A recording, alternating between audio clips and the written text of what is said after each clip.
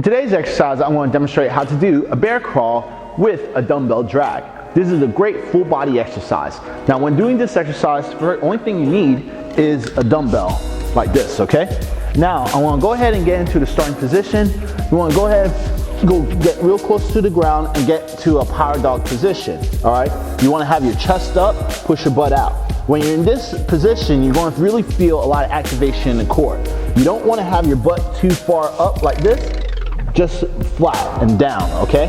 Now, when it comes to the bear crawl drag, you want to go ahead, place the dumbbell right in the middle of your body, and you want to alternate hands when you're moving. I want to go ahead and show you the example now. So I want to grab the dumbbell, push it up, crawl.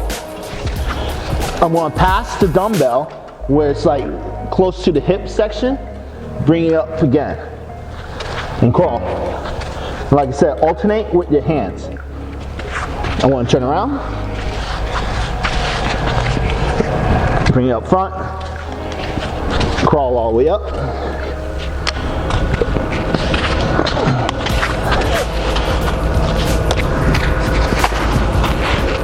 that's it. This is how you do a bear crawl with a dumbbell drag.